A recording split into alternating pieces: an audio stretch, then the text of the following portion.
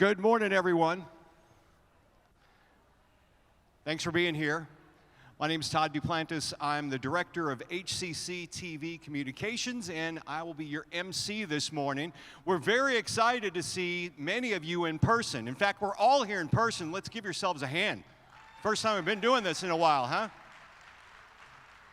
We're also very pleased to be bringing this to others remotely via a live stream from here at the auditorium at the Central College.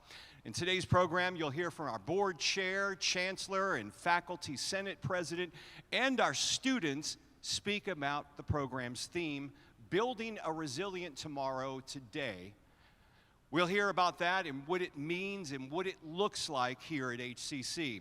Now, with that, I'm honored to welcome our first speaker, HCC's board chair. Please welcome Dr. Cynthia Lenton-Gary.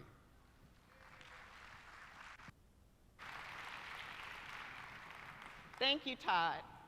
Welcome back, everyone. I hope you all had a wonderful holiday break.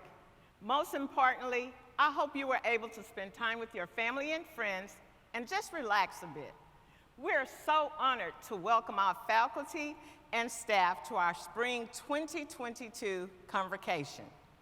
On behalf of the entire Board of Trustees, I want to let everyone know how grateful we are to Chancellor Maldonado, the leadership team, faculty, and staff for your commitment and unwavering dedication to our students, especially during these unprecedented times.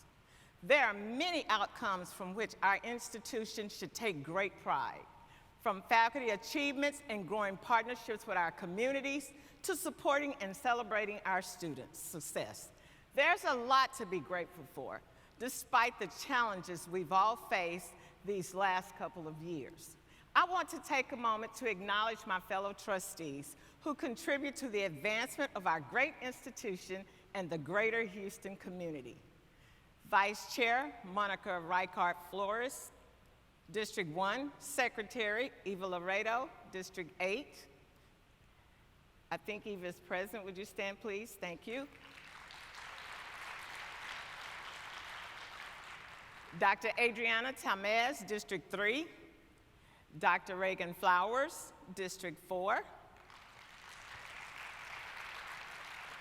Robert Glaser, District 5. Dave Wilson, District 6. And Dr. Prieta Vendible Stallworth. I'm going to take the time and give my fellow trustees a hand. Thank you guys for the work that you do. While the COVID-19 pandemic has changed so many things in our world and city, one thing remains the same, and that is resilience of the HCC family. We will continue to work together to navigate the future and anything it throws at us. We will do whatever it takes to ensure the success of each student we serve and support the needs of our city. On behalf of my fellow trustees, thank you again for your commitment and dedication to Houston Community College. Thank you, Trustee Lenton-Gary.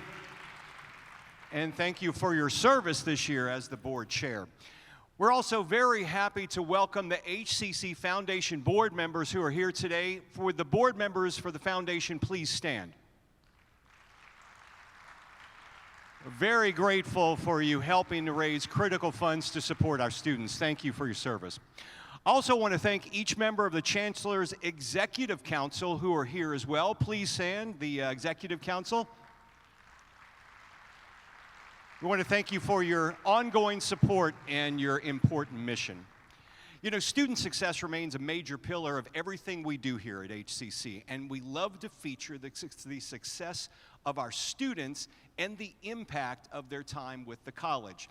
Today we'll learn about 3 HCC students from across the college through a series of highlighted videos produced by the HCC TV team. You might recognize some of these students from our ongoing enrollment campaign, which features real HC students and alumni. With that, let's take a look at the first one. Let's hear the story of Alberta Rollins. Going to HCC, you have like a really good social life, and that's kind of like a misconception that people don't realize.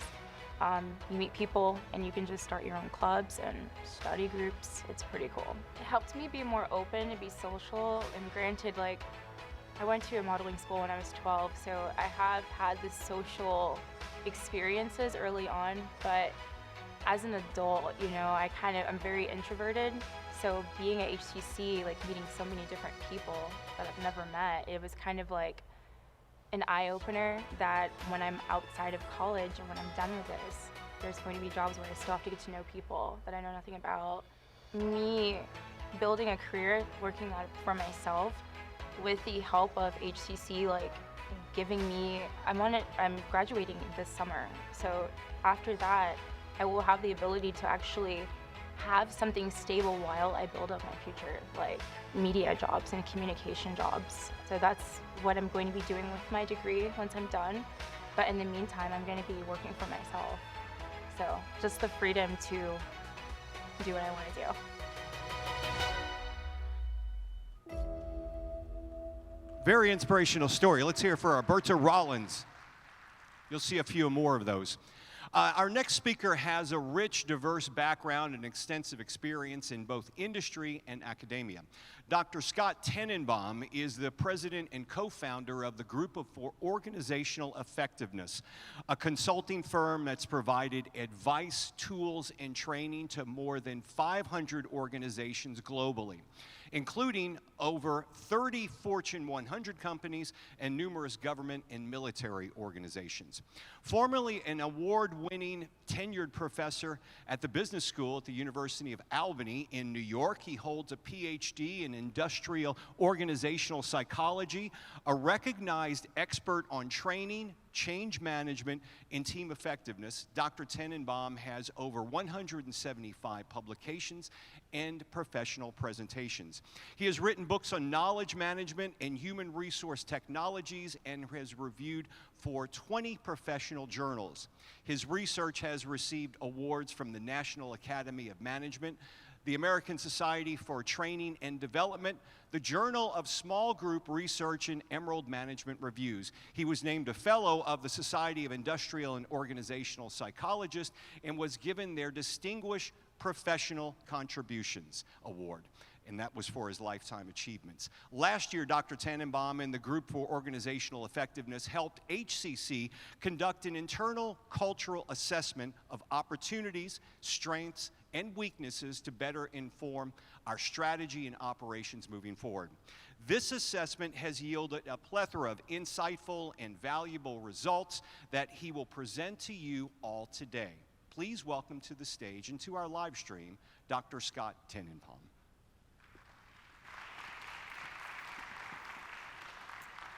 Thank you, Todd, and good morning, everyone. I realized in listening to the bio the one important piece of information that was missing there.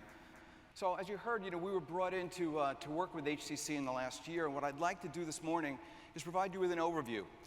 There'll be a little bit of details, some data, but what do we learn from conducting this work culture assessment that we were asked to do?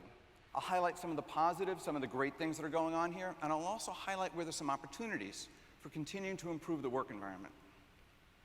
Now, before I begin, I just want you to glance at these quotes.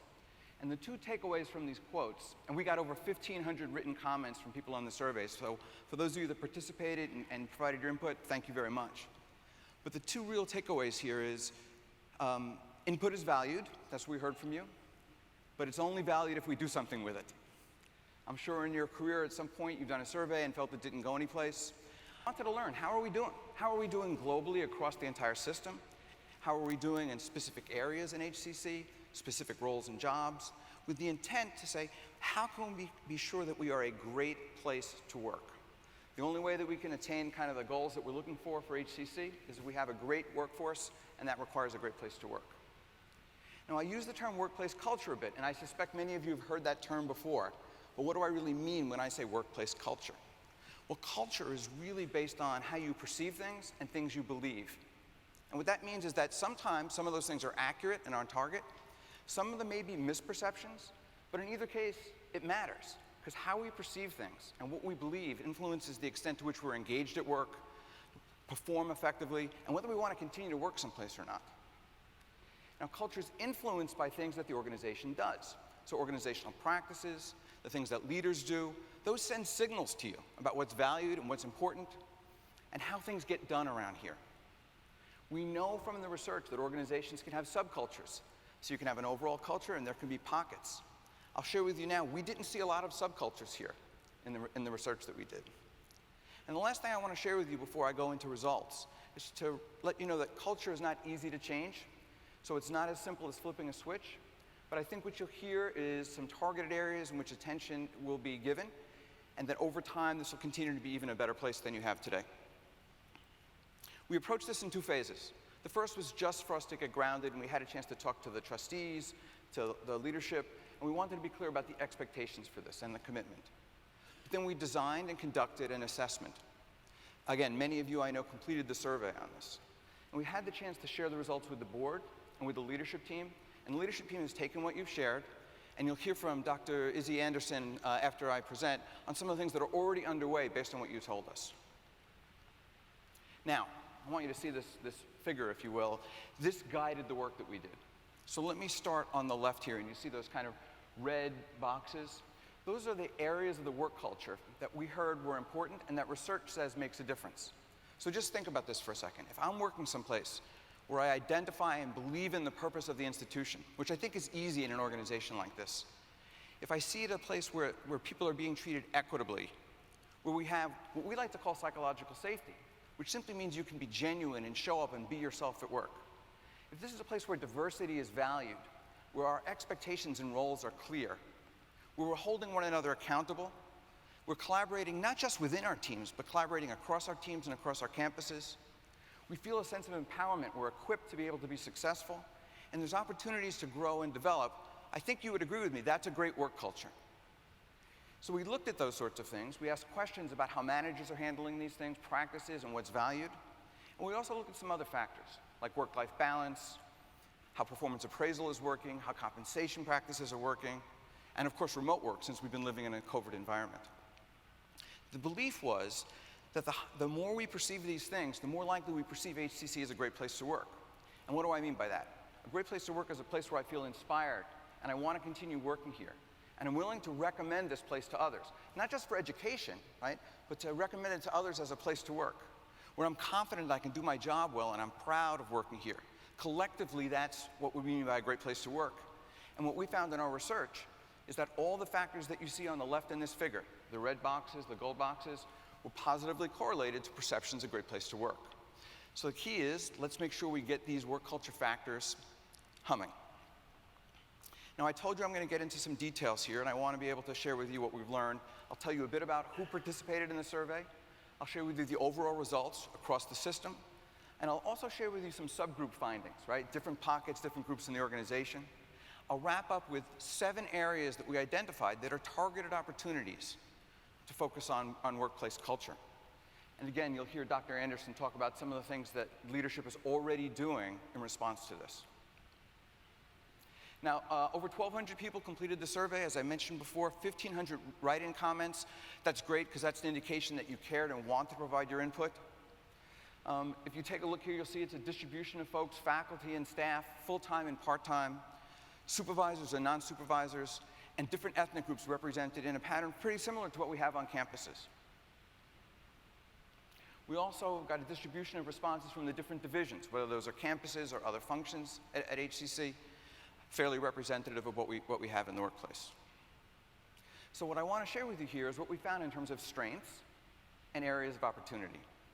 And as I go through this, just keep in mind your responses were based on a 5-point scale, with 5 being strongly agree and 1 being strongly disagree.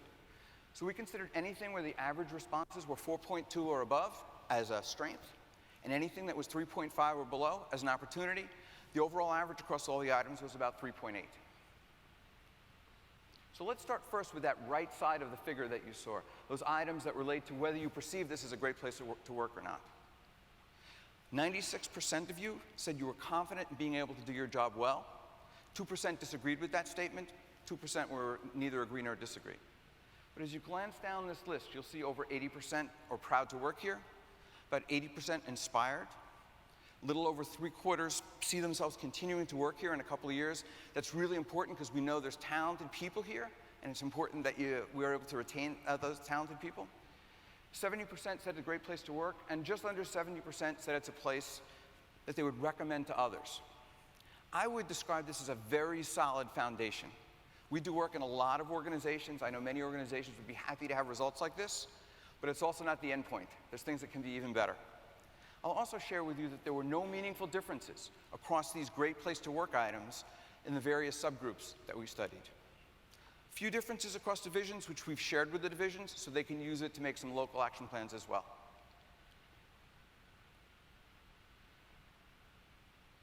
So let me share with you some strengths. I would say the results tell us right away that HCC is a good place to work. Now, we want to go from good to great, and I think that's feasible, but currently it's a good place to work. One nice strength is that managers were perceived as being effective at being able to build trust and lead teams. So these solid manager behaviors, this was true across the system. It was even true with managers of managers, which I think is a great foundation point. You have a strong sense of purpose. HCC serves a really important role in the community, and I think that's recognized. So people found work meaningful that they're doing, they believe in HCC, and they understand the ways that they're able to contribute to the mission and the purpose. And as I noted earlier, proud to work here is also part of this sense of purpose. Finally, employees were confident that they could do their job well, and when we asked them about remote work, they said, yep, we also feel pretty confident that the things we've been asked to do remotely, we've been able to do pretty well. So if you look on the right of this figure, it says a couple of things to me. First, it says, let's continue to build on that strength of our managers. I know in your career, some of you have worked for great managers, some of you have worked for less great managers. You know the difference. So having strong managers really makes a big difference. We want to continue to take advantage of the fact that there's a great mission here that we all believe in.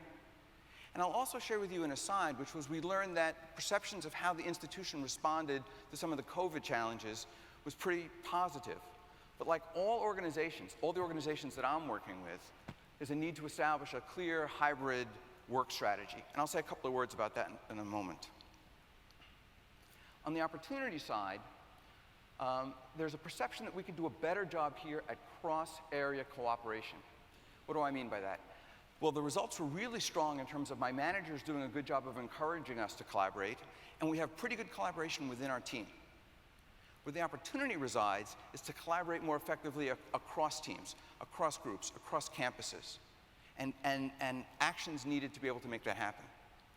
There's a perception there's opportunities for us to do a better job of career progression and helping people grow and learn. We know that in the practice areas of compensation and performance appraisal, there's opportunities for improvement there. And the good news is that while overall diversity is generally valued, and managers are treating employees from different backgrounds in a respectful, equitable way, there's room for improvement there as well. Room for improvement in terms of equitable work assignments and responding to potential perceptions of bias. Finally, a recognition that we need to keep people better informed. You know, two-way communications, learning more, so the feedback from the survey was great. And I want to encourage you, I'll say this a couple of times, any chance you have going forward to participate in something where maybe it's a culture lab or an incubator or a follow-up survey, please raise your hand and provide input. And then what needs to happen is the institution sharing what they've learned like we're doing today. And we also looked at various subgroups. The differences, for example, by gender, tenure. And we looked for differences to see if those subgroups are the same or they have different perceptions. When I say differences, we had two things that needed to be in place for us to consider it a meaningful difference. One, for those of you that are researchers, there needs to be a statistical difference. But sometimes with a sample size this large, you could have a very small difference on a scale, and it will be statistically significant but not meaningful. So we also wanted to make sure there was practical significance. So anything I'm reporting here that's a difference, qualified in both those. Now, first of all, let me just say right up front where there's not differences. No differences in perceptions on gender, or how long people have been at the institution, or between faculty and staff. There were no differences across the board on whether people perceive this to be a great place to work. That was kind of a pretty consistent response, meaning, again, one culture rather than subcultures. There were some small differences by divisions that I alluded to earlier, and there were some small differences between full-time and part-time faculty, and between supervisors and non-supervisors, and ethnicity, and I'll briefly share those with you. On full-time versus part-time faculty, In general, part-time employees had a slightly more positive perception than full-time employees, with part-time staff showing the most positive perceptions of any of the respondents. The perceptions of the part-time faculty were very similar to the full-time faculty.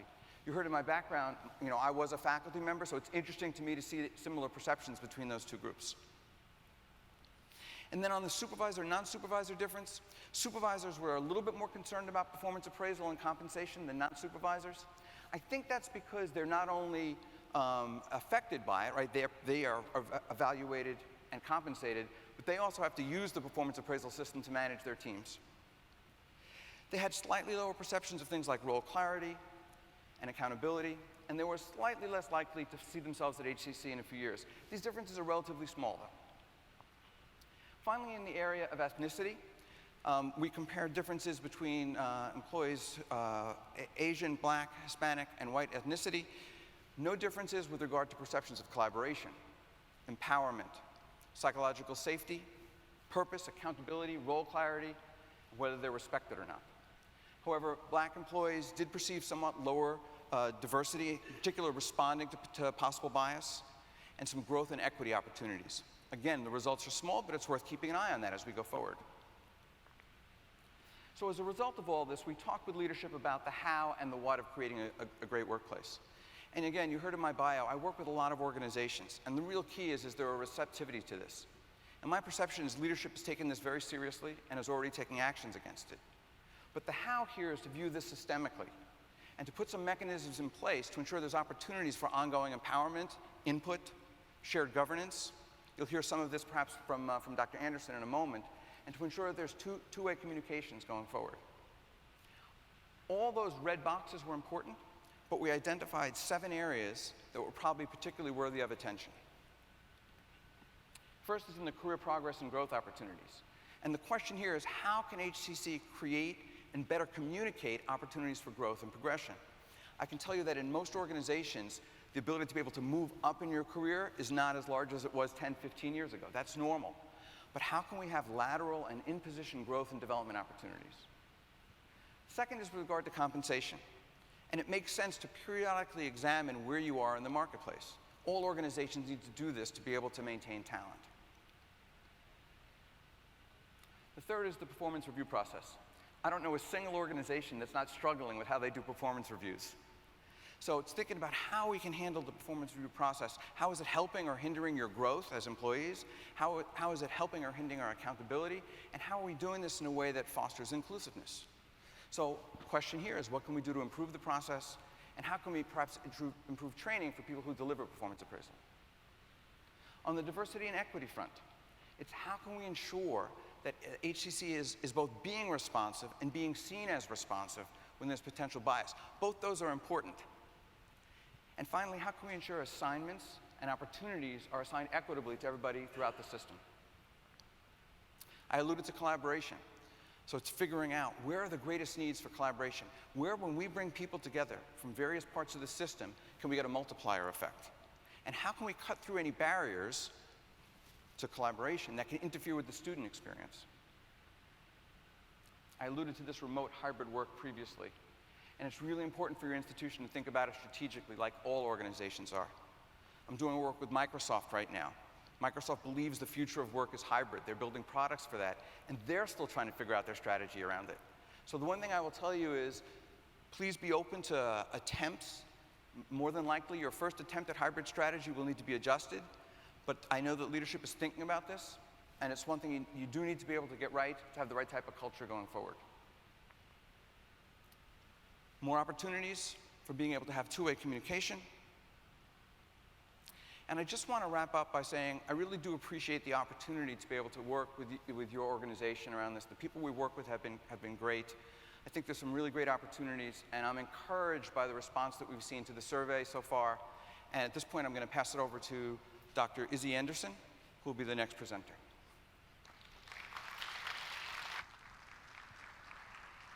Many thanks to Dr. Tenenbaum for joining us today and sharing his insights.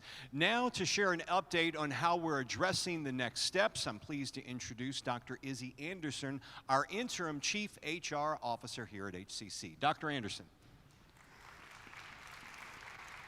Good morning. I was worried when they unmute my mic, you guys are going to hear my heart beating. I'm so excited. It is an honor to stand before you as your interim CHRO, and also on behalf of Dr. Kurt Ewan, Chief of Staff and Vice Chancellor of Strategy, Planning, and Institutional Effectiveness, regarding the communication you received on Wednesday from him. And this communication, he's entrusted me to share more details about this communication and to deliver his message in his place, so I certainly hope to do it justice. So let me say again, thank you, Dr. Tenenbaum, for your presentation. You have helped us see more clearly the opportunity before us to transform the Houston Community College from a good place to work into a great place to work and thrive. That opportunity certainly depends on each of us, employees and colleagues, participating in open, transparent conversations and lending individual voices to discussions where we can express our needs and views on issues that we're facing as a college. Each of us has been given that opportunity. As I mentioned on Wednesday, you received a message from Dr. Ewan to volunteer for one of the 3 culture labs that will begin in March. And I think we're gonna have a nice visual here for you today. As Dr. Tenenbaum said, a culture lab is a working group that is formed to deeply explore issues and needs. The group would typically clarify the need or the pain point, gather relevant perspectives, and also generate initial ideas for addressing the need. A culture lab is not a decision-making group, which is important to note, but rather input, exploratory, and ideation group, right? So not so much pressure. And it's an awesome opportunity for all of you guys to pull up a chair and give us your best ideas. 3 immediate issues that we have identified for Culture Lab exploration are career progression and growth, performance appraisals, and hybrid work of the future. In the email I mentioned, you were given a link, a web page, where you can better understand what each of these culture labs will be addressing. And the page also provides a short form where you can sign up to participate. So members of these culture labs will be selected at random, and if you are not selected, please don't lose heart. There are so many opportunities to provide input to these groups, as well as participate in other culture labs in the near future. Trust me, there's a lot of work that needs to be done, and boy, do we want to hear from each of you. The deadline to sign up is February 28th, and so please go to the link and sign up today while it's fresh on your mind. In fact, I should probably just pause so that all of you can take out your phone and sign up. Yes? All right. Once again, thank you, Dr. Tenenbaum, for all the work that you've shared with us. And I also want to thank each of you in advance for the good work that I know you will help us accomplish to make HCC a great place to work. HCC was like the perfect fit because I had the ability to try a lot of things. They have programs in world language that I wanted to do, and they have programs in everything pretty much. I was really impressed by their engagement with the students, and they reach out to you for everything and let you know what's going on. My experience at HCC has been exciting and fun. Exciting because I'm in a new place, and fun because, like I said, the people there get engaged with the students a lot more than other schools. The education at HCC that I'm getting personally is, I think, top-notch, and that's one of the reasons I moved here is because I saw that what they teach is on a very high level. I even moved here from another state because HCC allowed me to make that comfortable transition and offer me state-of-the-art classes at the same time. HCC has really helped me for my future because it allows me to easily transfer to another school if I want to, or I have the option to make a smooth transition into the workforce from HCC.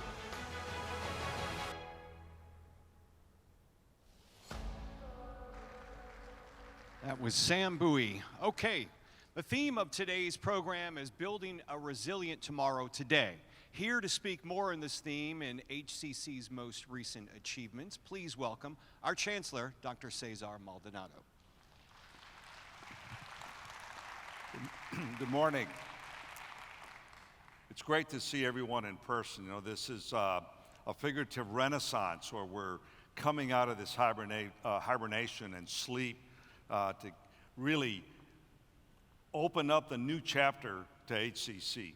Now before I start, I want to thank Dr. Tannenbaum again for his presentation and for the outstanding work that he and his team are doing on behalf of the college, and Izzy and the leadership team for crafting our responses to your feedback and to make sure that we continue to hold ourselves accountable for acting on making HCC a great place to work. So the assessments,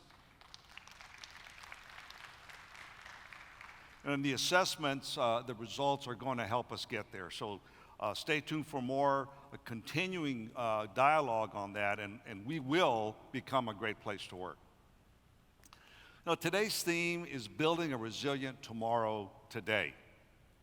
Because of the floods, the hurricanes, the power grid failures, the pandemic disruptions that we've had these past few years, I've spent a good amount of time thinking about resiliency and what does that mean to an institution. Through a time when we've all been asked and encouraged to power through and overcome, and I've said that message to all of you, we can do this. But this word resiliency keeps coming back, and it's now part of our nomenclature. It's inescapable. When we think about resiliency, though, we really think about what it embodies. Preparedness, endurance, sustainability. Those are three words. There's many more that we can add to that, but it goes beyond the burst of effort in a moment in time. It goes beyond a sprint. It's a marathon that takes us to a state of readiness and allows us to persist beyond our normal ability. Now, marathon runners train and train and eventually undergo a fascinating transformation where their physical stamina increases. But more importantly, it elevates their self-awareness, what they can do from the inside, situational awareness, what's going on around them that can affect their performance, and mental acuity to bring all that together. At the end of the day, resiliency is about three things. One, understanding the environment. That's what I call situational awareness. Two, building adaptability, which I call self-awareness. Know your strength and what you can do to pivot. And three, responding proportionally. And that's contextual awareness. How do you respond in a situation with your abilities? Over the last few years, HCC has proven its institutional resiliency in so many ways. You all have been part of that. And if you look at our history, back 50 years and into the forward, like that marathon runner, our situational awareness and contextual understanding, knowing our job in our communities, empowers us with relevant responses for students and the communities that we serve. So before I go any further, I'd like to take a moment to thank everyone at HCC who contributed to our institution's great resiliency. We had it coming into the pandemic, we just didn't talk about it. And it would be an understatement to say that our board, our faculty and staff have gone beyond and over the last 2 years. Not only that, but our students, they've gone through a great deal of in their personal lives and in their academic pursuits, all impacted by the pandemic. I think I can say that this has not been easy for any of us. It has been a difficult journey. We all face challenges, but together we were able to work collaboratively, come together, and focus on student success, overcoming the obstacles that were coming at us. And without your training and adapting across the entire system, as one college, we wouldn't be where we are today. So I want to thank all of you for that commitment and that performance.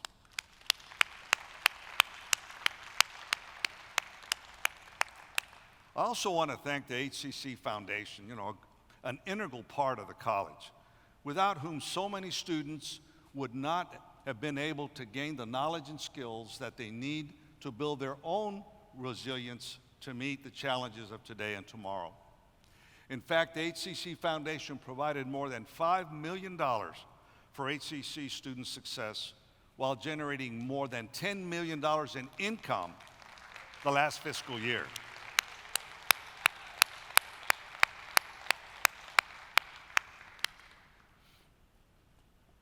Our shared values between the college and the foundation are really what fuels our relationship and the relationship that we have with our industry partners, expanding those relationships to include PepsiCo, Wells Fargo, Siemens Digital, Apple, and many, many more.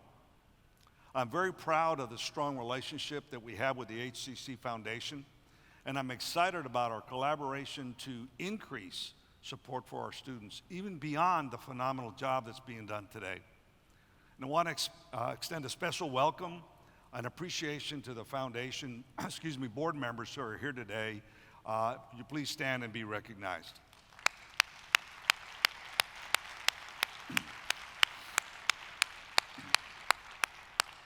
Thank you. And I particularly want to express my appreciation for our HCC employees who have generously supported our efforts year after year with personal contributions to the annual faculty and staff campaign. Now, we all give of our time and efforts on the job and our talents, but your personal giving to the foundation is greatly appreciated and it's meaningful. And most importantly, it leads to supporting students. Now, incidentally, HCC employees donated more than $142,000 during the 2021 campaign.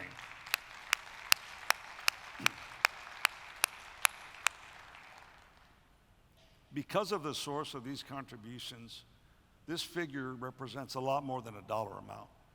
It speaks to the heart of who we are as an HCC family, as one college. Eagles helping Eagles to support students and colleagues that are in need. The foundation welcomes donations year-round to help our students, and you can learn more at hccs.edu/allin for HCC. Go there today. Thank you for all your support and all that you do for students, personally and through contributions. Again, congratulations to everyone at HCC who made this success possible. Because of your hard work, dedication, and grit during these challenging times, HCC has been able to keep its forward momentum.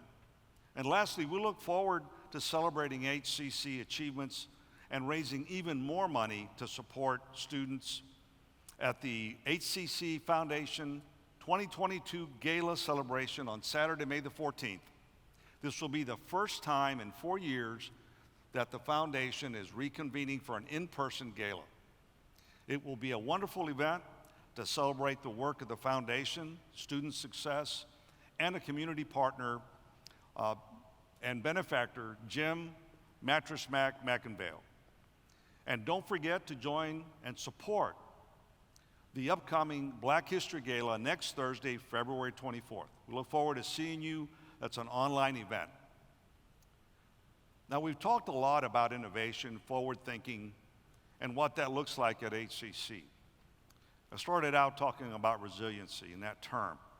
What does that look like at HCC as an organization?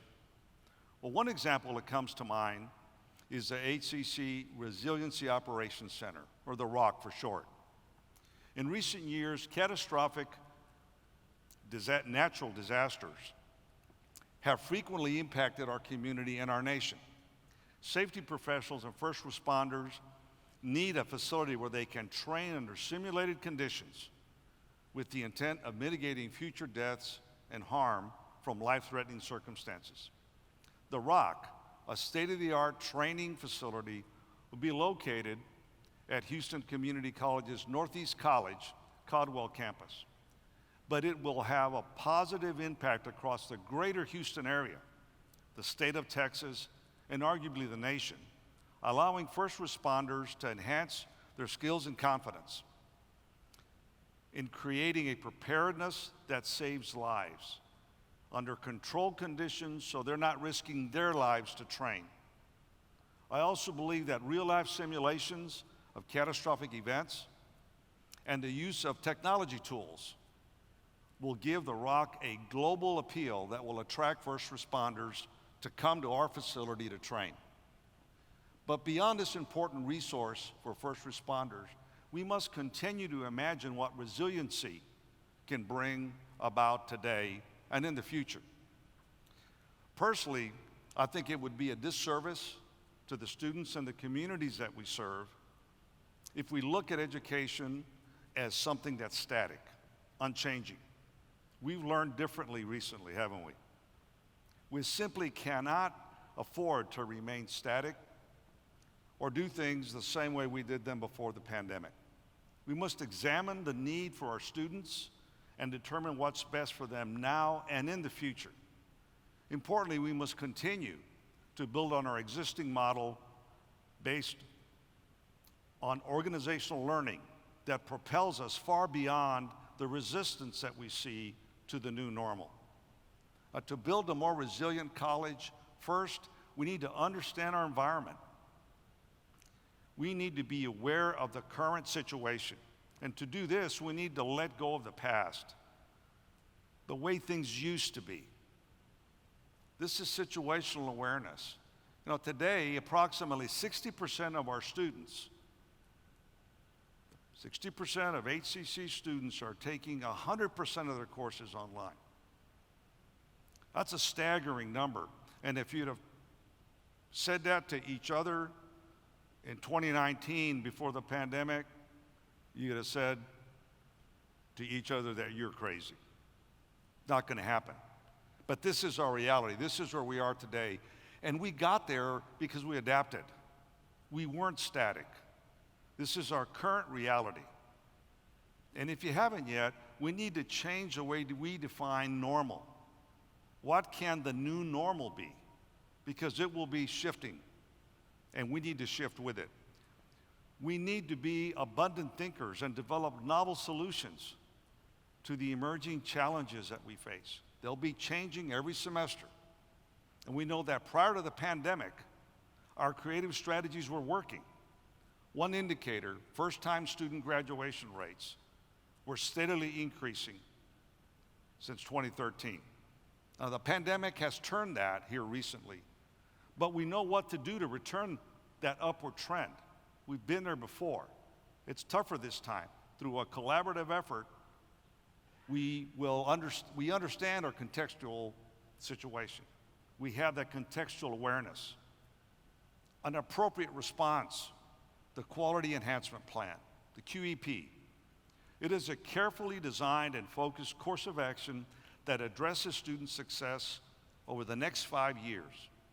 It provides a holistic, individualized support for students throughout their journey, through their initial interest in HCC, their program enrollment, through their award completion, future employment, combined with continuing education, lifelong learning. We want those students to be part of HCC for the rest of their lives. Now, this means personalized learning. We've been doing this in bits and pieces and spots, but now we're bringing it together under the QEP. Personalized learning pathways are built on understanding of the dynamic goals and challenges of our students and of faculty and of student support. But these are represented and captured in HCC personas that will give us a framework with which to respond. It drives faculty and staff engagement to personalize the student experience.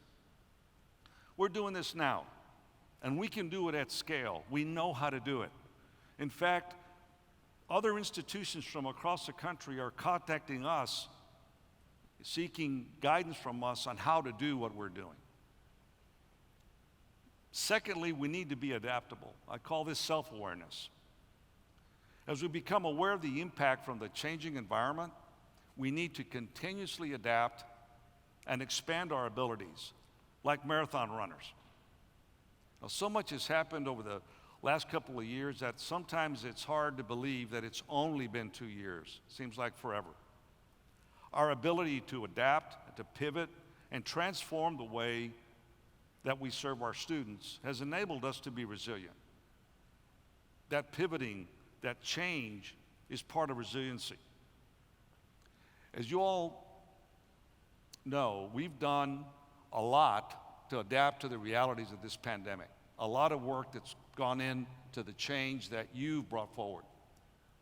We've had a situational awareness, individually and collectively as a team. In fact, HCC received a STAR Award from the Texas Higher Education Coordinating Board last year in recognition of our efforts to enhance student experience and quickly pivot operations during the COVID-19 pandemic, and I want to thank each one of you for that.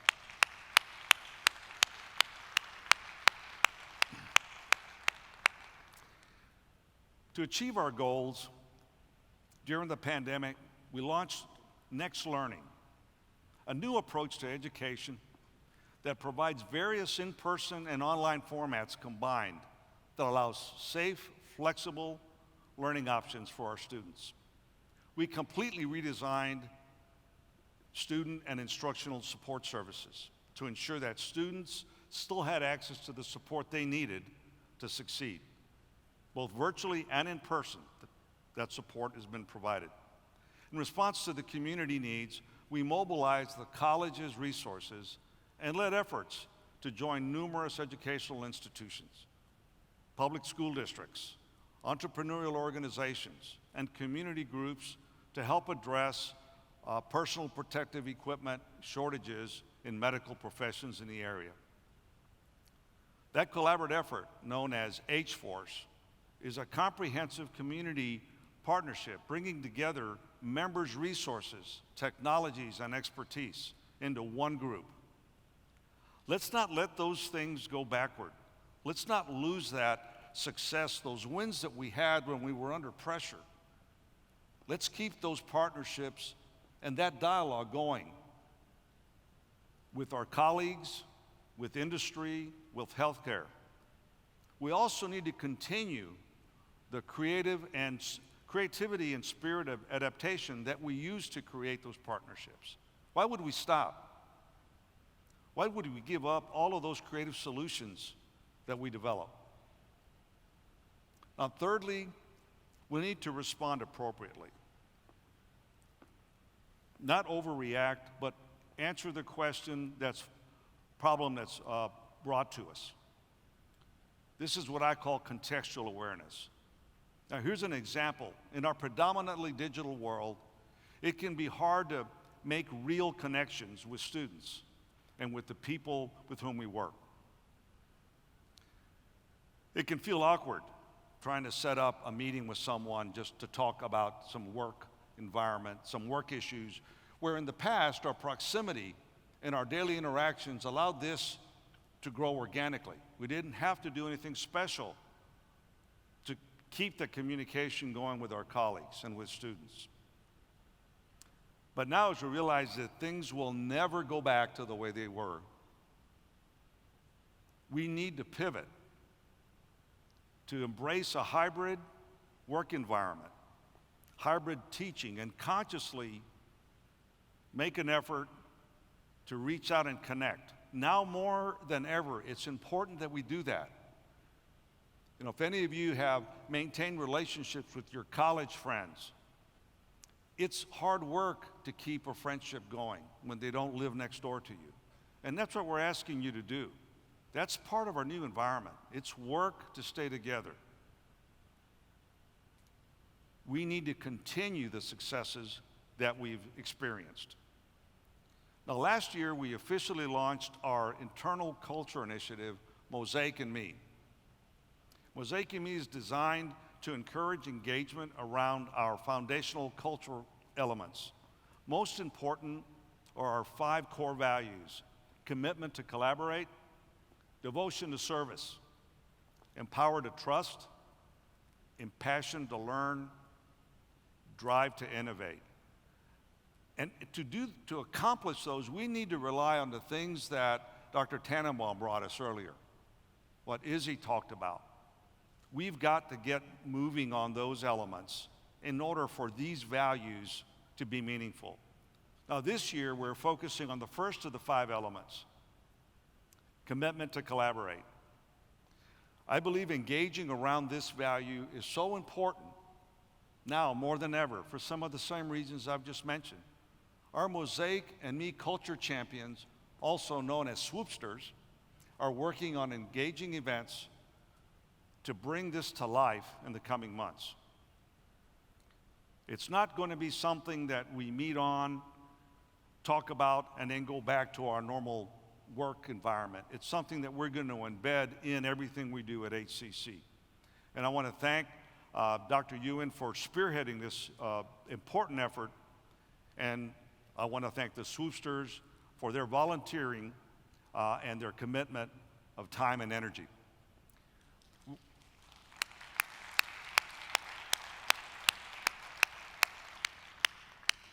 We also continue to create connections through our diversity, equity, and inclusion initiatives and achievements.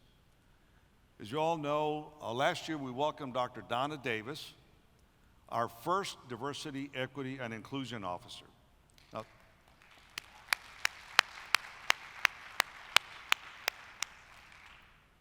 since she arrived at HCC, we've continued to make important strides in this critical area. Now, this includes establishment of community partnerships with Fort Bend ISD, the Asian Chamber of Commerce, and the PepsiCo Foundation, as well as implementation of unconscious bias training for employees. We all play a role in DEI. We all play a part in creating the vibrant, welcoming, and inclusive environment that shows a commitment to collaborate. That's the first of the values that we're going to focus on this year, the commitment to collaborate. We need to celebrate our victories. One more point I want to make is if you bring together everything I've been talking about and the results that Dr. Tannenbaum presented, and the initiatives that Izzy Anderson talked about. Combine all those into the organization that we are. We have a lot to celebrate. And we need to find the fun again that's kind of been lost over the pandemic. We need to embrace positivity. We can do these things. We have done them. It's important for all of us to find joy and excitement where we can. We spend a lot of time at work. And there's so many good things going on.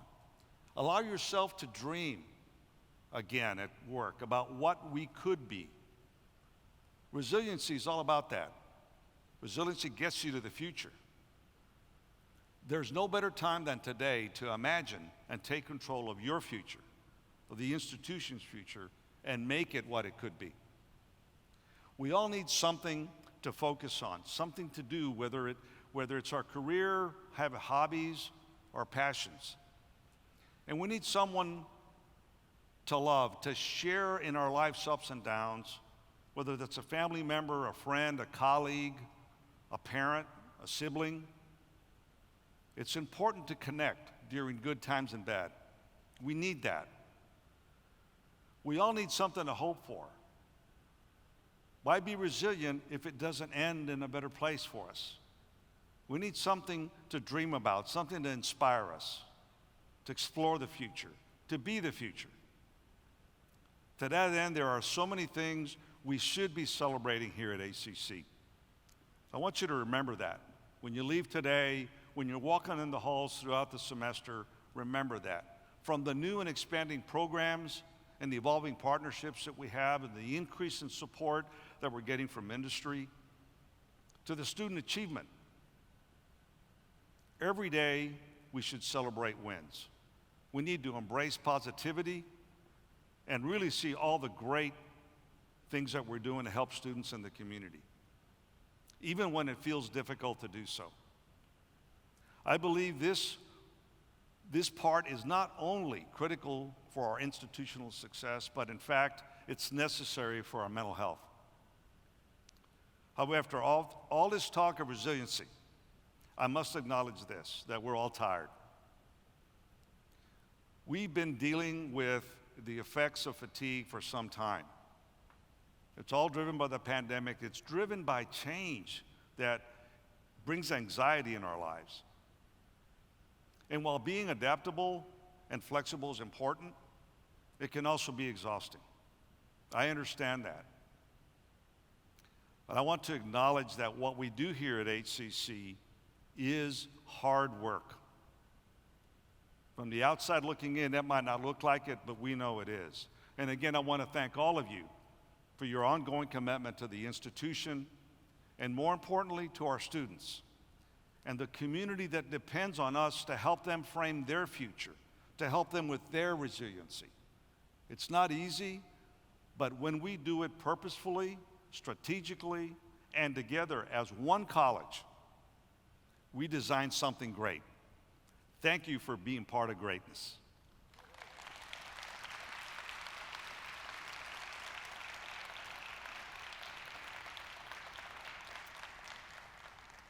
The next part of today's program is a video from our Chief of Staff and Vice Chancellor for Strategy, Planning, and Institutional Effectiveness, Dr. Kurt Ewan. Dr. Ewan has a heartfelt message and an announcement for our students and our institution.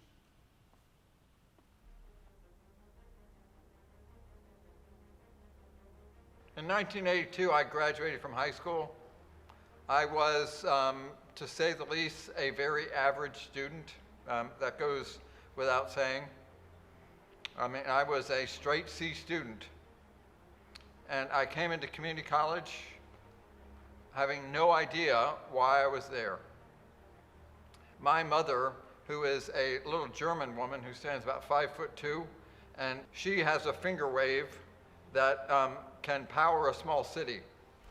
And I graduated from high school, and my mother stood there, and she was waving her finger at me, and she said, "You're either going to go to college, or you're going to go in the military." My mother was an immigrant from Germany.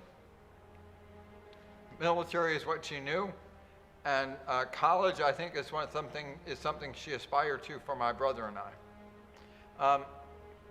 Well, I was not going to go in the military. I think I would have been worse in the military than I was in school initially.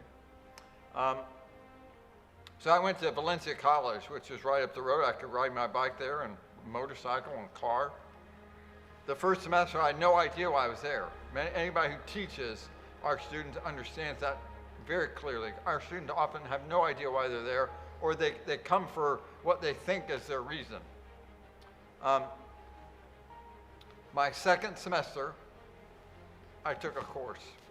This book sits in my office proudly for everyone who comes in to this day to see. This is the book that was the textbook for a philosophy course I took. This book, that professor, and my other students in that class changed the course of my life. There is nothing about me,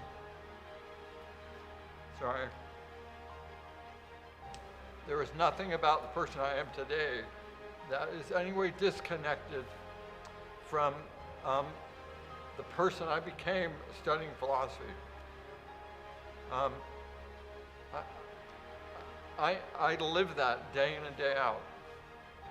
I ended up spending some time at University of Central Florida. I transferred to a small school in Indiana, finished a philosophy degree, spent 5.5 years in Belgium, another 8 to 10 years getting a PhD in Miami.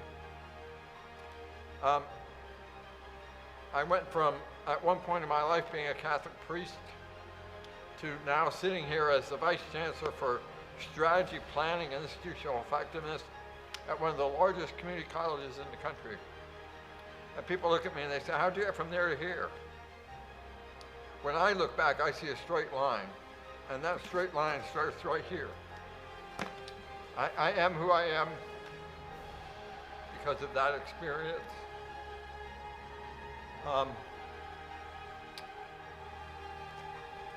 And I'm convinced that we do the same thing with the students who come across our door every day.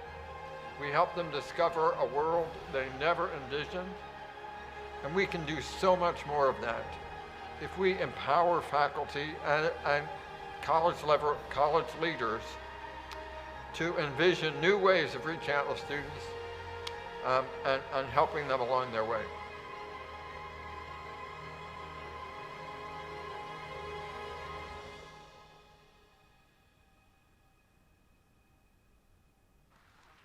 My vision had always been that at a certain point, I came to Houston as a transitional position.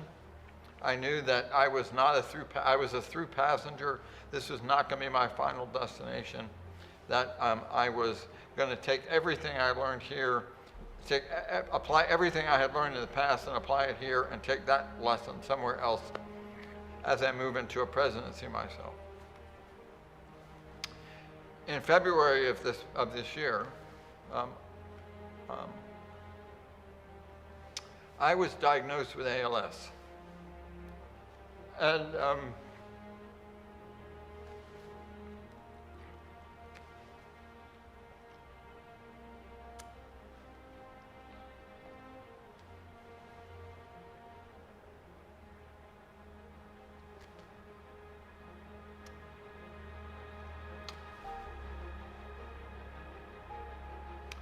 I got the final diagnosis by phone call.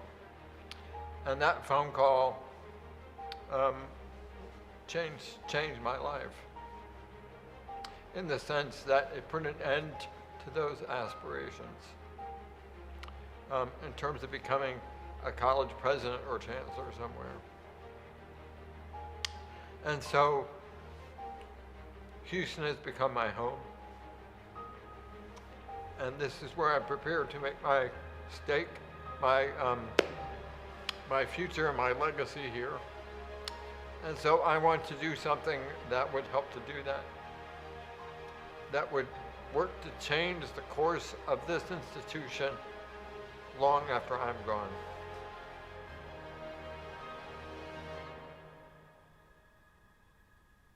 The Endowed Chair program at HCC is being built to model the one that has been built over 20 years at Bottomsdale. We are starting out with 5 endowed chairs a year, $5,000 each. 3 of those are earmarked for faculty. 2 of them are open to, 2 of the 5 will be open to student support professionals at HCC. That's advisors, tutors, librarians, all of those things.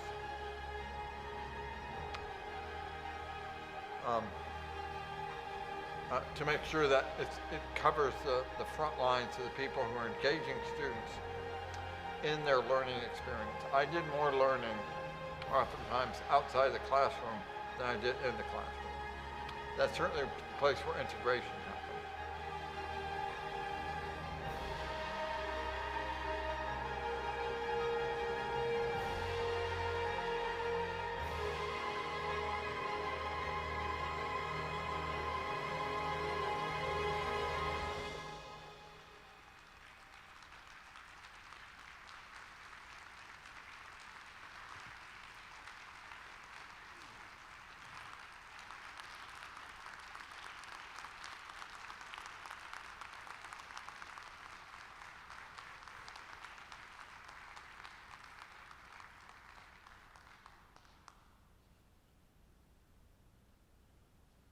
Dr. Ewan, we all so appreciate you.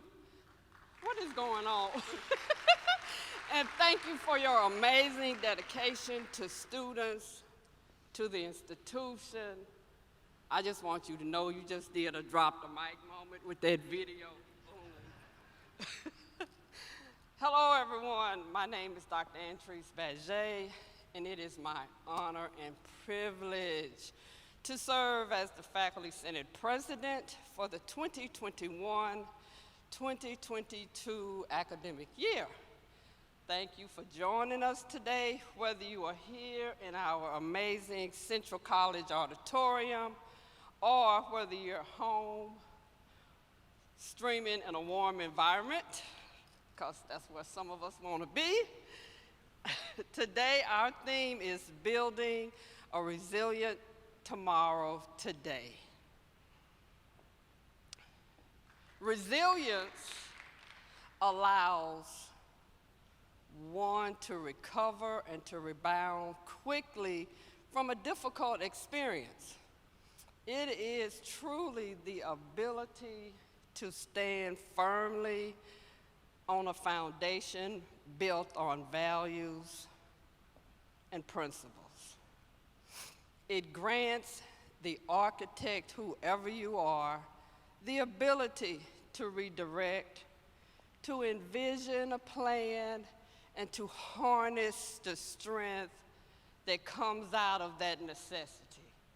I'm very sure that COVID-19 is multiple variants that change every other month, as well as the hardships that each of us have experienced or encountered over the past 2.5 years, has helped to usher in a respect and an appreciation for technology and an awakening of an innovative spirit where we are reimagining most aspects of our daily lives. So let me tell you a story. Last year, I was introduced to caring leadership while I was enrolled in a DE&I course. And of course, I didn't think I was going to do that because I'm D&I, right? But what I learned is that caring leaders, like Dr. Ewan, look beyond themselves and they listen.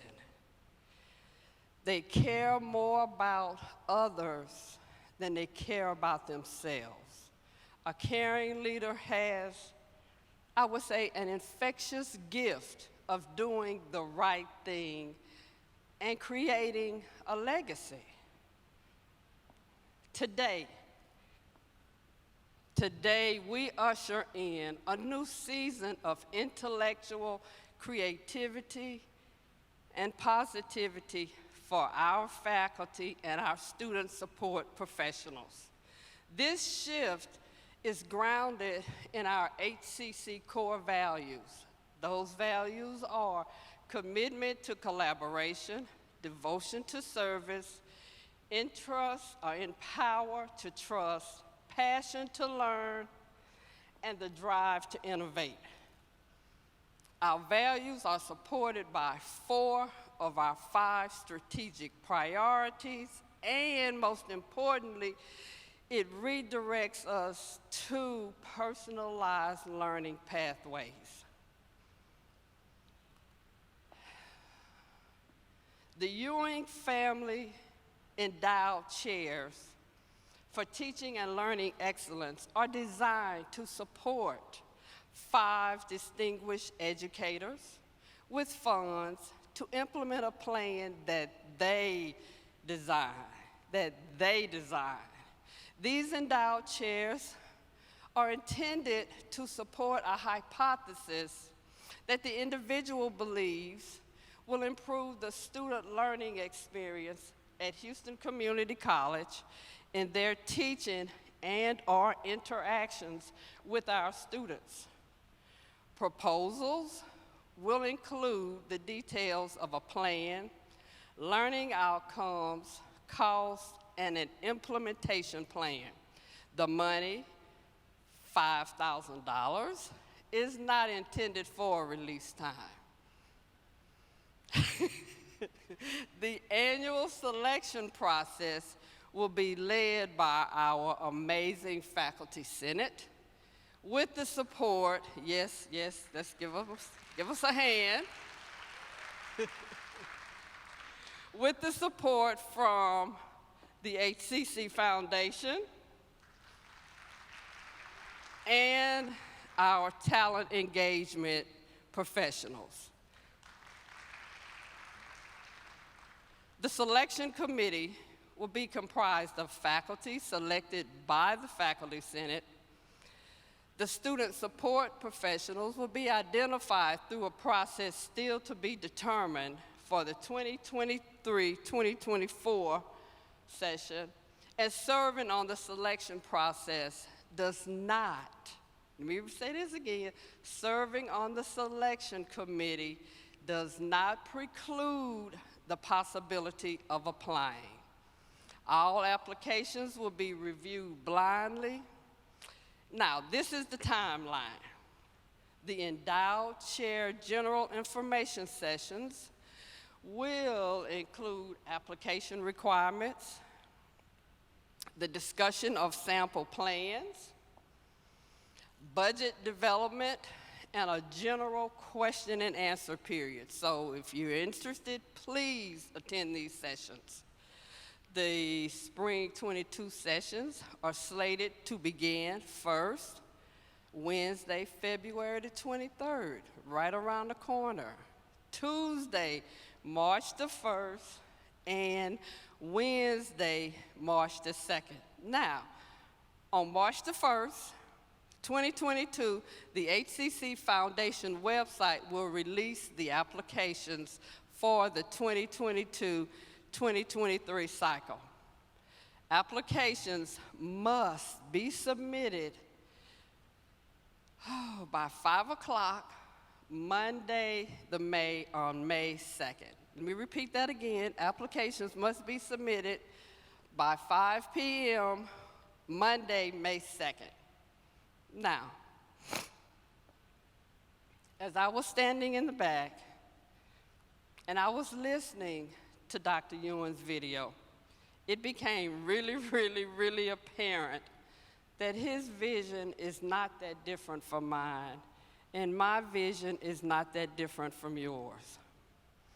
We are all here to improve the lives of our students, of their families, our families, future generations, and our colleagues in general.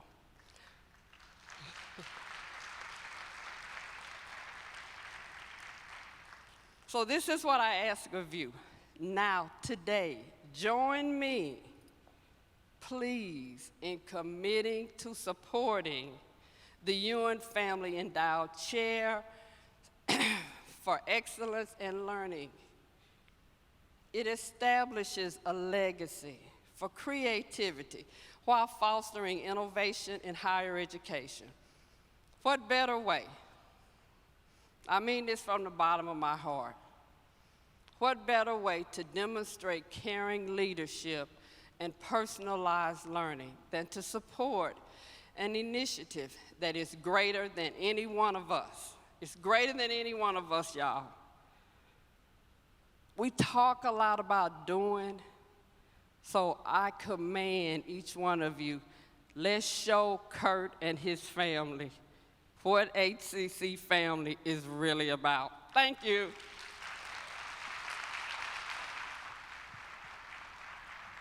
Thank you, Dr. Baget. Well, it's time for our panel discussion. I'm pleased to introduce our panel to talk about the QEP and building personalized learning pathways for students. We'd like to now allowing them to set up some chairs up here. We're going to ask our moderator to come on out, followed by our panelists. Please welcome Dr. Desmond Lewis. Good morning, everyone. Before we begin, I would like to ask our colleagues to come out and join us, and I'm so grateful for my colleagues today. Dr. Betty Fortune, Dr. Andrea Burridge, and Dr. Shantae Grays.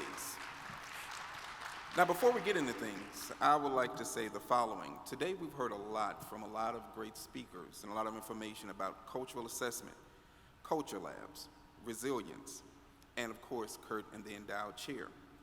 So that's all about building, as the chancellor said, resiliency for tomorrow, today, and the things that we can do today. But all that has to do with culture. So what does it take to shift a deeply rooted culture? We oftentimes find ourselves a part of something or vehemently opposed to it, right? Developments over the recent years have done two things. They presented us with challenges and choices. And it can sometimes seem like today's solutions become tomorrow's problems. Nonetheless, we can't sit by idle and let things just happen. Now let me ask you all a question. What if I told you that we could time travel? Now HCC hasn't developed some new science, so I want you guys to follow with me. I'm talking about time traveling through our actions. Today, shifting culture, the culture of how we engage students and how we work with each other. The one college mindset, seeing the mosaic that is an HCC within all of us. And to me, the most important thing, fostering a sense of belonging for everyone today. Now, our discussion will be centered on three themes of the Quality Enhancement Plan: implementation, broad vision, and personas. We will try to clarify these three themes by answering the questions of the who, what, when, where, why, and how of HCC's Quality Enhancement Plan. And with that being said, I'm going to shift over to some questions about implementation. And I'll start with Dr. Fortune. Dr. Fortune, what is a Quality Enhancement Plan? Thank you for that question, Desmond. The Quality Enhancement Plan is a part of our reaffirmation process through the SACS Accrediting Association. The purpose of the Quality Enhancement Plan is to provide us with a holistic approach to student success, looking at our shortcomings, see where our students are, and provide a more focused approach to helping students be successful in their goals and outcomes set when they enter our institution. Okay, that's great. Now, could you remind us all, what is HCC's Quality Enhancement Plan? Our quality enhancement is all about personalized learning pathways. The beauty of this topic is the fact that our strategic plan, our student success framework, our Texas Pathways work, our Houston GPS work are all embedded in being more personalized with our students. Now, how did all of that come about, and could you walk us through some of the steps of its development? The Quality Enhancement Plan provides that we have a broad-based set of information gathered throughout the institution with our internal as well as external stakeholders. We held many meetings. We actually adopted a common book that was Becoming a Student-Ready College. We had over 1,000 people reading this book, composed of students, faculty, staff, external stakeholders from business communities that we have been working with on advisory committees. And reading this textbook opened our eyes to collect lots of information about what's missing in our ability to be student ready, as opposed to students always being ready when they enter our campuses. We also had focus groups with students. We had focus groups with faculty. We had focus groups also with frontline leaders from our student service units. Listening at all of the information and gathering so much data on what our students were doing, what our metrics were looking like, there were two problems that were identified from this group of people. One, our system does not provide proactive information about our students' needs, and therefore we are unable to support them early. Secondly, students say that they don't get consistent information. Talking through these two problems, the big question was, what is our approach? Looking at our pathways work, our student success framework, looking at the strategic plan, it had to be personalized learning pathways, and that's where we landed. Now, Dr. Fortune, one thing I didn't disclose at the beginning, Dr. Fortune is the co-chair of our Quality Enhancement Plan, and I'm the other co-chair, so that's why I'm up here. So, what you just said, I was there through all those steps, and many of you in the audience today, whether online or sitting here physically, were also a part of that. And that process, it sounded very involved. So, can you tell the audience, how do you plan, or how do we plan to implement such an ambitious plan? Well, one way we can do that is by doing what we're doing today, talking about it, sharing it out with all internal stakeholders, not just the executive council, not just our frontline people, but everyone who talks to a student, from the folks that keep the grounds, to folks that open the door to welcome our students, to folks in the classroom. Everyone who touches a student needs to hear about what personalized learning is all about, and then to own this idea of personalized learning. That is how it will get implemented, when everyone understands their role and part in getting this work done. So, one thing you just said right now prompted me to think about the following question that I'm sure each and every person in this audience is thinking. What does this have to do with what I do at the college? And can you speak in general terms of what we can expect in regards to our individual contributions? Everyone is important to this work. Everyone should be able to take a look at what personalized learning is all about and see yourself as a picture, an intricate part of this work. You have to understand that all students don't come with the same skills, but does that mean we can't support them? Of course not. But you have to think through that when you're in your classroom standing in front of the students and you see them struggling. What can I do to support? It's what you can do as an individual to support. So yes, all of us are important to this plan. It will not be successful unless we all understand our role in this work. Thank you so much for those answers. And as you said, when you were giving me those responses, it made me think of what the Chancellor said. We need to be more responsive and not reactive. And now that we have more information on what our quality enhancement plan is, which is personalized learning pathways, and we learned a lot about the implementation, let's talk more about the broad vision of personalized learning pathways at this time, given that it's a 5-year plan. So I'm going to ask Dr. Grace.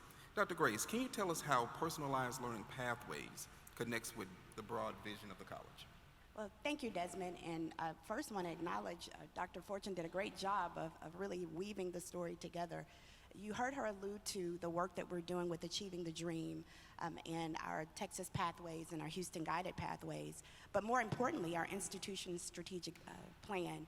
Student success is one of our strategic priorities. And when you think about that, there are elements that are essential to ensuring that our students are successful. Identifying the challenges and the barriers they encounter as they're coming to us as to the organization. Understanding the needs and also their personal nuances. What's unique about each student that we serve, and how do we provide resources and support in anticipation of those things that the students will need to ensure their success. This work is far beyond those of us who are sitting in this room. The impact that we are expecting will not only benefit the students, but their families for generations to come. We're thinking about the global impact of this work. The city of Houston relies on our graduates. The city's workforce relies on having a skilled workforce. And in order to ensure that students are set up for success, we have to internalize those things that are going to be foundational. Those things like advising, personalize it, and intrusive advising, having faculty who are engaged in the learning process and who are also helping facilitate students' needs, working closely with community partners to identify additional wraparound services, because we know education and ensuring student success is much more than just students coming to a classroom and having an opportunity to meet with their advisor. It's anticipating their needs that extend beyond what the 4 walls of this institution can provide. That's really what we're anticipating as part of our broad vision. You know, and when you started responding to the question, you said a few things that I wrote down here. Storytelling. We are telling a story that we're a part of, but it's not a story that we could just click off. We're actively involved. And you said a couple of more statements, needs versus wants. You may want to go do this, and many of us have done that before. You may want to spend money on buying something, but you need to pay the light bill. So what do you end up doing? You pay the light bill. Many of our students, when they come to us, that's what they're coming to us for, those needs. And we help them to mitigate those wants that they have, to put that in a realistic perspective for them that allow them to realize their goals. And with that being said, Dr. Graves, what are some areas where personalized learning pathways tie into some of the college's other strategic plans? So another example is our DEI work. You heard the Chancellor reference that work and our efforts in his remarks. DEI is not just a brand or a label. It should become infectious. And if you think about our student personas, I want to be sure that we all understand this is not to categorize or stereotype a student. It is really for the benefit of those within the organization to know exactly what our students need and then anticipate how we can better serve them. Building professional development around that work so that we're better prepared to serve our students is really what it means to become a student-ready college. So when I heard you just mention the DEI work, how do those efforts dovetail into the personalized learning pathways? Because we know that Dr. Davis and Dr. Baskin are leading lots of work across the institution, but those DEI efforts that you mentioned a moment ago, how does that dovetail into the personalization of learning pathways for our students? So I just shared the example of the student personas, right? But it's also understanding those unintentional biases, the unconscious bias. It's also having a real understanding of the nuances around personal lived experiences that our students come. Diversity of thought, diversity not just in those protected classes, but things that our students, particularly community college students, often bring with them. Our students are full-time parents. They are often first-generation college students, which makes their lived experiences diverse in just the way that they're coming to the organization. How do we anticipate what those needs are?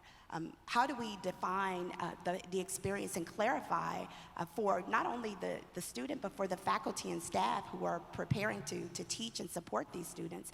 How do we respond and how do we engage with each other so that we're better collaborators and also working very closely to build a foundation that's firm, that allows students to see themselves beyond where they started at HCC? Right, so I see. So as we approach this from the student life cycle, from the time they get to the college, and create those guardrails to keep students moving forward, how can we keep that momentum going? In other words, what are some of the initiatives in the not too distant future that we can look forward to that will help us realize these personal learning pathways the way that we're talking about it today? You know, I will say that while this work, you heard Dr. Fortune again mention it's everyone's role. I will say, and I want to recognize the work of faculty and our advisors who are at the front line of the student experience. We've done a lot of work in student services. We're part of the Excellence in Academic Advising Cohort 2. I want to recognize the hard work of all of our contributors in that work. It has now become foundational to improving our advising experience. We are also examining how do we become more intrusive, and intrusive by providing holistic support. So upskilling our advisors, providing them the professional development they need so that they can better anticipate students' needs. We're implementing the College Student Inventory, which is for the first time in this institution's history, allowing us to administer this assessment as students are coming to the college. That inventory allows us to identify risks, to help identify potential barriers, and also address those barriers by providing, again, other supplemental resources like access to tutoring, referring those individuals to peer groups, engaging them in student organizations where they have a sense of building a community and a sense of belonging and awareness of what the college can provide. Right. So when we take a hard look at our own selves in the mirror, sometimes it's difficult to really be objective. But when we look towards the future state of the college, we can't help but to assess our current state and look at our previous states by asking questions: who attends HCC? Why do they come here? What are the challenges that prevent them from attaining their goals? And what are some of the interventions that we can do to help students along those journeys? This is where the college's persona work comes into play. So at this time, I'm going to ask Dr. Burridge a few questions about personas. We've all heard a lot about personas. In fact, Dr. Graves mentioned it earlier. But I'm not sure if everyone understands how HCC plans to leverage personas as a critical component of the personalized learning pathways. Can you please give us a quick snapshot of the persona work up until this point? Thank you, Dr. Lewis. So our persona work began as we began our planning for this strategic plan and for the quality enhancement plan. We started in 2019, before the pandemic, asking our students about themselves. What are your goals at HCC? What brings you to HCC? What are your goals beyond HCC? What is your reason? We ask them about their strengths. We ask them about what keeps them going. And we ask them about their challenges. We really wanted to understand more about our students and how we could better serve them. After we heard our students' stories, we then went to our faculty and staff, and we shared what we had learned with our faculty and staff and asked, does this resonate to you? Who have we not talked to? Who have we missed? And what else do we need to ask? As the pandemic went on, we continued to talk to our students. Again, we did focus groups and we did interviews, and we asked them, how are your needs changing in the pandemic? And again, how can we serve you? And through this, we learned a couple of things. Well, we already knew that some of our students do come to us straight out of high school, but students come to us in their 20s, 30s, 40s, 50s, 60s, and beyond. You know, some students want to transfer to a four-year institution. Other ones want to reach a calling to be a police officer, a nurse. Some students want to upskill. And we realize that our students' journeys through HCC are very different, and that we need to, first of all, ask our students and talk to our students and understand what each student's goal is. But we also learned that we need to use what we learned and how we plan our programs, our policies, and our practice. So we think not just how will this impact our 18-year-old, the student we kind of all have a set stereotype in our head, but how did this affect our students broadly, and what does each student's path look like through HCC? So it sounds like a lot of thought and research has gone into this, and I know firsthand it has. But what's next with the personas? Well, exactly that. And right now, we're really in the first stages of implementing our persona work and integrating it into the fiber of who we are and what we do. With the college student inventory, we're going to give our students the opportunity to answer some of these questions and think about these questions with us as they come in. What brought you to HCC? What are your goals? What are your strengths? What are your challenges likely to be? And what is your receptivity toward different types of support services? How can we support you? And as we build the QEP, we're doing journey mapping. So we're thinking, what will this path look like for our 18-year-old fresh out of high school student? What will it look like for our person coming back or entering school, our first time in college student who's entering midlife with a full family? What does it look like for our person who's coming to us to upskill? And how can we make sure that these paths are accessible for each student so each student can be successful? So let me make sure that everyone is clear. We're implementing a CSI and using other data metrics to create journey maps and other tools to better understand our students. Is that correct, Dr. Burridge? Yes. Okay, so Dr. Fortune, let me shift a little bit. Can you tell us a little bit about the CSI? The College Student Inventory is a standardized tool that we're going to be using, as Dr. Burridge has stated, to talk to our incoming students. We want to be able to glean information about what their needs are, what they think their pain points may be, how we can respond to them, and also if they are receptive to receiving that support. The purpose for this is so that we can empower our frontline folks with information. These folks will be working with these students one-on-one in their case management processes. So having this information early will allow that person to interact and intervene with the student before, as opposed to reacting when something has already occurred. Thank you. Dr. Graves, a little bit about student services. How do you envision student services being able to integrate what we learned from the CSI and I know about the CRM work? So I think part of where we often miss the mark with our students is failure to communicate, right?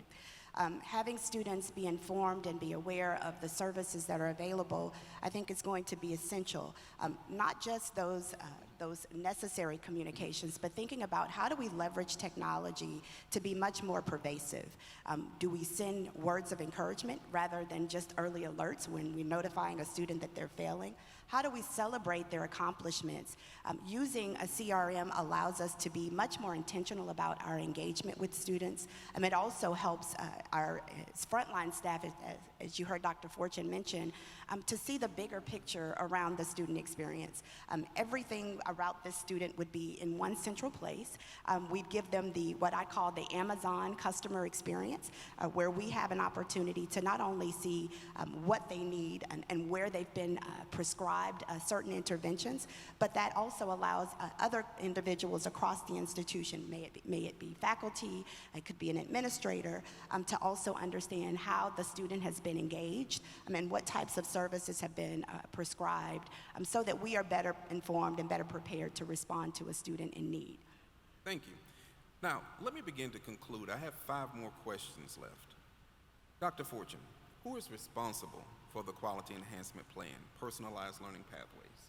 We are. Thank you. And that's the best answer. Real simple, straight to the point.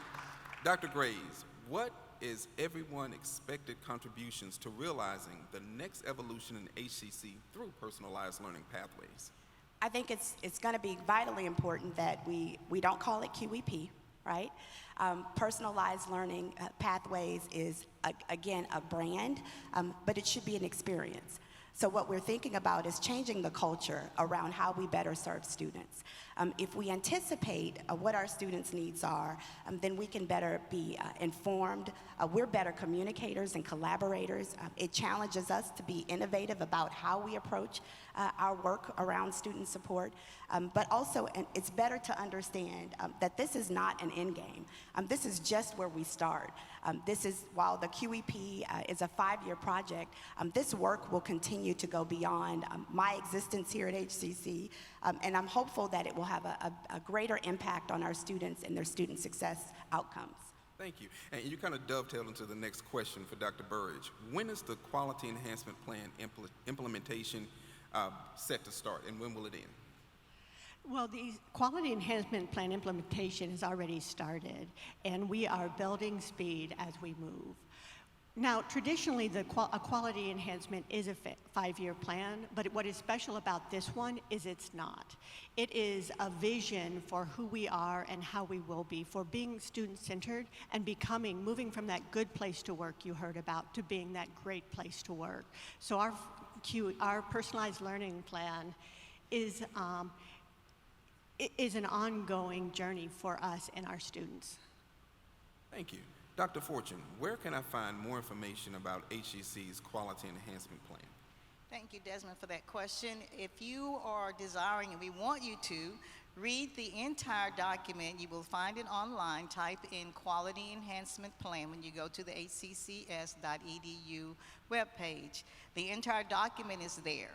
But in conjunction with that, Dr. Ewing and I, along with Desmond, we will be doing a road trip real soon. I don't have all the dates and times, but we'll be doing a road trip, coming out to the various campuses, sharing out more information, allowing you an opportunity to ask questions about it and to ask us how you can get involved. So that's coming real soon. But a start, it's online in the entire document. Please read it.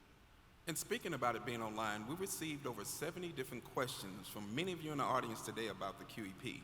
We designed our answers in our conversation today to answer most of those questions, but we will also be answering those questions in more in depth and posting those answers and responses online. The next question is for Dr. Graves. Why do we need a personalized learning pathways plan? You know, I think we often heard the stories and the nightmares around how much our students swirl, right? And included with that, it yields lower success rates. Students accumulate more debt, and it really they're no better off than when they start. Being intentional and designing an experience so that students can see the end game, so they have a clear roadmap, but not just the roadmap, but they also understand the supports that are essential to helping guide them through a point of success, I think is important. Why it's important for us as an institution is we've got to understand this work has meaning for those we're serving. The work that we do every single day is vitally important to, again, not only the students, but their families who are also impacted by their work. Generations to come. The moment that a student has an opportunity to earn a credential at HCC, it completely changes the course of the direction for them. That is the work that we're doing. Again, this is not a mantra. This is a way of life for us. We're excited about it. We're coming off the heels of a very exciting engagement last week for those of us who had an opportunity to participate in our ATD work. Again, this work is so important. It's essential that we all understand students who are engaged. And again, Dr. Fortune mentioned it. If you turn the lights on in the building, it's because you're making access and lights available for students who are coming in. If you're a groundskeeper, it's because we want students to have a welcoming environment, and knowing that they have this confidence in attending campus really is essential to their success. We want them to feel confident that HCC is committed to their learning and their development and their success. Thank you so much. And I think you kind of dovetailed and kind of answered some of the next question. How will personalized learning pathways change the way we engage our students? But I'll give Dr. Burridge a second if she would like to respond to that. I think personalized learning pathways changes the way we engage with our students because it institutionalizes a lot of the wonderful things that are already happening. When we talk to students, every single student that we talk to had stories about how our frontline staff and our faculty engage them to help them succeed at HCC and in their goals. And what our personalized learning pathways does is help us institutionalize that so that every student is served with that kind of consistency, care, and engagement. So, thank you so much. And I would like to thank all our panelists for being here today with us. We truly appreciate your candid responses and clarifications. And I'd like to thank the audience. Whether our contribution today is small or tall, just like the word small and tall, it still includes all of us. With that said, it's up to all of us to continue to make HCC a college of choice. So please, time travel with us today. And 5 years from now, let's look back and see what we've done together. Thank you so much, and thank you especially to Dr. Vereen, Dr. Misha Turner, Myra Herrera, and Dr. Crawford. They're part of this QEP team. So again, thank you all for listening. See you next time.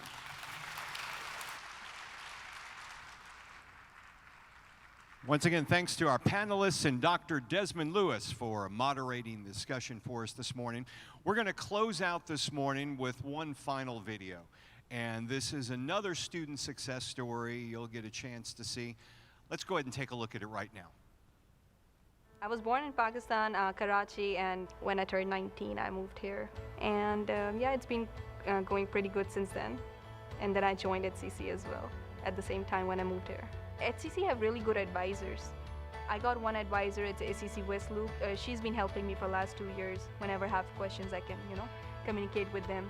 So yeah, I decided to pursue Associate of Science that I'm completing this semester.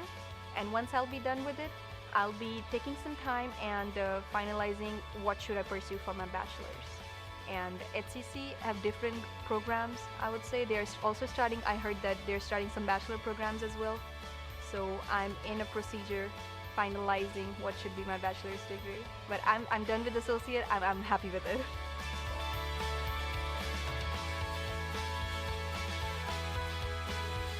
All right, thanks again for joining us this morning. Have a great rest of the semester.